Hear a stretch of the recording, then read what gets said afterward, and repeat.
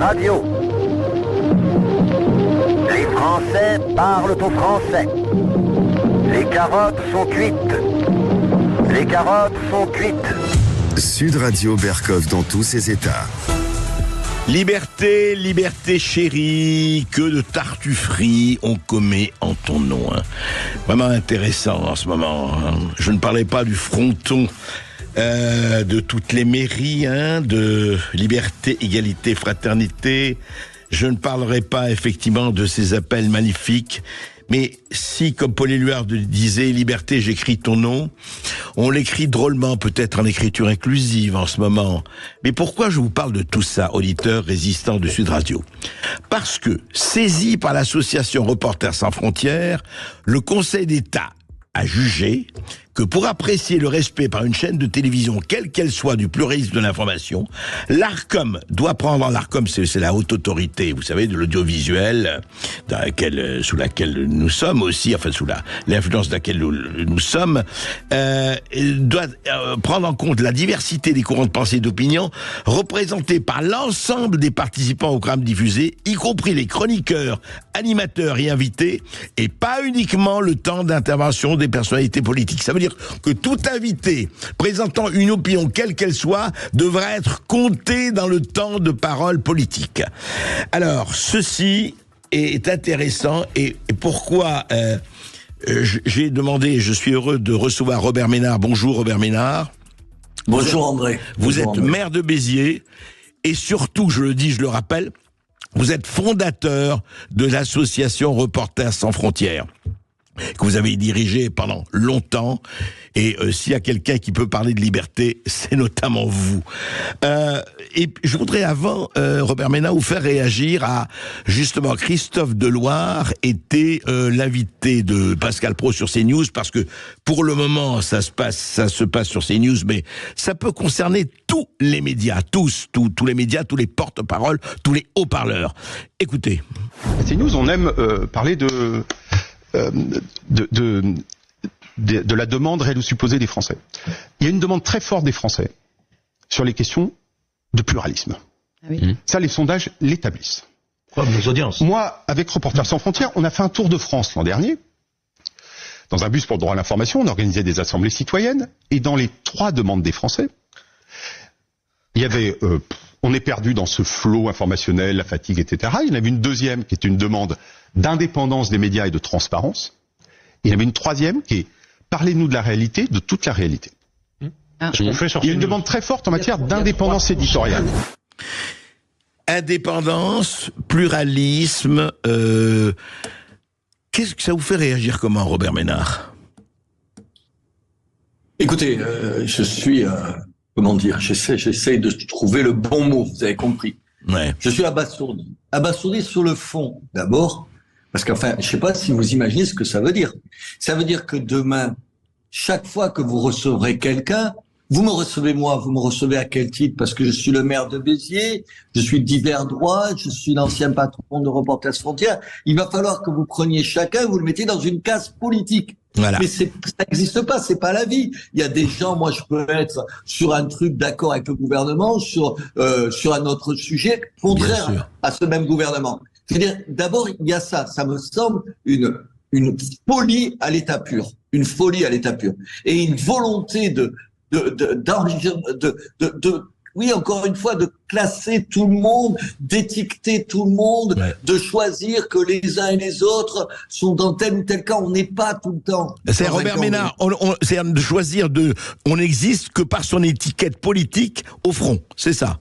Ouais, exactement. Alors ça, je trouve ça sidérant. Ça, c'est ma première. La deuxième remarque, pardon je dois être naïf ou malicieux, vous choisissez comme vous voulez, André, comme par hasard, ça tombe sur CNews.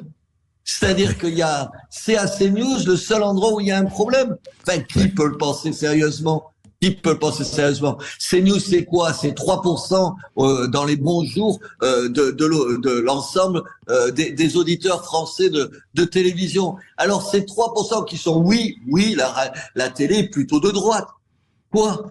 on n'a pas assez de médias de gauche pour une fois qu'on a un média qui donne la parole à d'autres gens, comme vous le faites vous. On se connaît, vous savez ce que j'en pense. Je veux dire, c'est quoi ça? Il faut le montrer du doigt. Il faut dire c'est pas supportable. Pour un certain nombre de gens, ces 3 petits pourcents, André Berkoff, ils sont insupportables. Insupportables.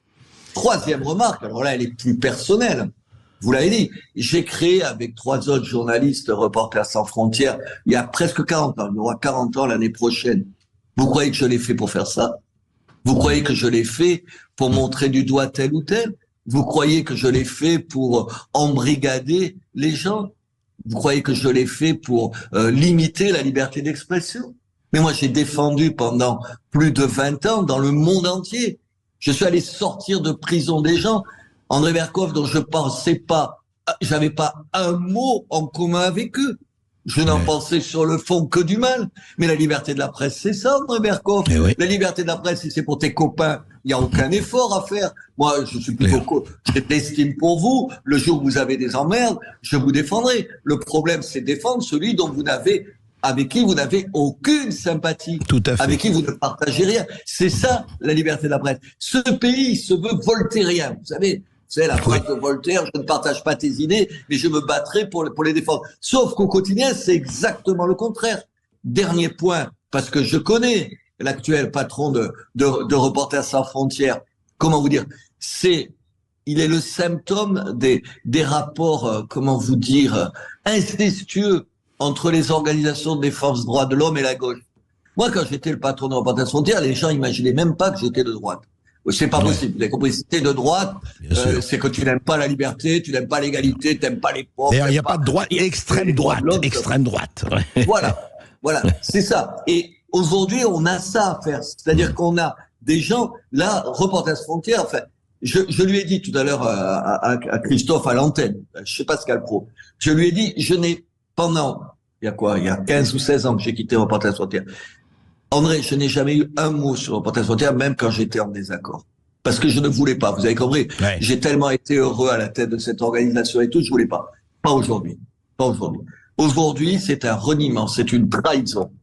Aujourd'hui, la liberté de la presse, elle n'a pas besoin de ça. La liberté de la presse, elle a besoin justement d'entendre des voix différentes. Quand j'entends Sud Radio, je n'entends pas RMC. Quand j'entends RMC, je n'entends pas Europe 1. Quand j'entends Europe 1, je n'entends pas le service public. Attendez, c'est de ça que j'ai envie.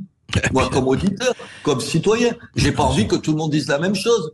Voilà, et ça, aujourd'hui, se joue ça, là. Mais comment vous expliquez, Robert Ménard, là-dessus, je crois que on va reparler de Reporters sans frontières et comment on en arrive là.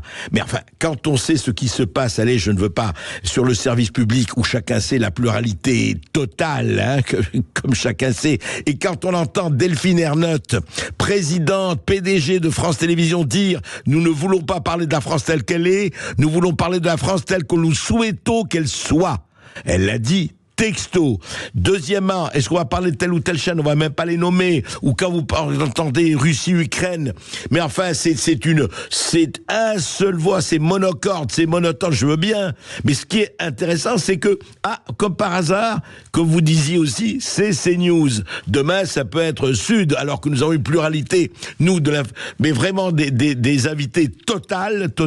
Mais qu'est-ce que ça veut dire? Et franchement, je reviens à ça, Robert Ménard, comment, alors que l'ARCOM n'était pas d'accord, Reporters sans frontières, je retrouve le titre, il est fabuleux, Reporters sans frontières, ça veut dire sans frontières intellectuelles, sans frontières mentales, sans frontières idéologiques, ça veut dire tout ça, est allé recourir au Conseil d'État, et je vous dis que simplement, c'est pas parce que c'est de Loire que vous connaissez, il a tweeté une grande victoire pour RSF, mais surtout une décision historique pour la démocratie et le journalisme. Voilà ce qu'il a tweeté, Christophe Deloire. Mais qu'est-ce que ça veut dire? Mais on va vers où? Qu'est-ce qui se passe là? Vraiment, je comprends pas. Écoutez, moi, malheureusement, je comprends et je m'inquiète parce que ce même garçon est le responsable, vous vous rappelez, des états généraux de la presse, de l'information qui sont en cours. Oui, c'est vrai. Ça va déboucher. Et oui, ça va déboucher sur quoi, André? Ça va déboucher sur quoi? Mais écoutez, malheureusement, je vais quand même vous dire quelque chose, c'est que il est un peu à l'image d'une grosse partie de la profession. Attendez, rappelez-vous, quand le JDD change de propriétaire, mais vous vous rappelez les cris d'orfraie de la profession? Enfin, attendez, quand c'est un propriétaire de gauche, là, il n'y a pas de problème. Quand c'est un propriétaire de droite, la liberté est menacée. Aujourd'hui, quoi, le JDD, il est indigne. Le journal du dimanche, c'est indigne, c'est insupportable. Il y a trois journaux le dimanche. Le Parisien, la Tribune, la Tribune, oui. L'opinion, je sais plus. Ouais. Voilà, et maintenant le JDD. Mais tant mieux, on en a 3. Vous choisissez celui que vous voulez. L'air du temps, y compris dans la presse. Moi, longtemps, j'ai été 40 ans journaliste. La profession, elle était massivement, peut-être qu'elle l'est un peu moins maintenant, massivement à gauche. Je connaissais tout un tas de journalistes qui n'osaient pas dire un certain nombre de leurs points de vue dans leur rédaction. Où il y avait une espèce, attendez, je dis pas, c'est pas le goulag, il faut pas dire de conneries, mais où il y avait une espèce d'air du temps. Il faut penser à peu près dans tel ou tel sens. Et au fond, Christophe Deloire, il ne fait que traduire ça. Il y a un certain nombre de journalistes qui ont une espèce d'urticaire quand ils écoutent un certain nombre des chaînes de télé. Mais c'est comme ça. Il y a un certain nombre de points de vue, que vous ne pouviez pas entendre il y a 10 ans. Je suis pas un perdreau de l'année, j'ai plus de 70 ans, je la connais la presse. Il y a 10 ans, il n'y avait pas une chaîne de télé qui aurait dit ce qu'on entend. Je prends toujours CNews parce que c'est eux qui sont dans le collimateur. Aujourd'hui, vous avez raison de préciser, ça pourrait être d'autres que demain. Mais voilà. Exactement. Voilà ce que je veux vous dire. Ce que je veux dire, c'est que ce que j'espère au fond, c'est que les journalistes, qu'ils aiment ou qu'ils n'aiment pas CNews. Bien sûr. Qu'ils soient de droite ou de gauche. Mais ça concerne toute la profession. La profession. Évident. Il faut pas laisser passer ça.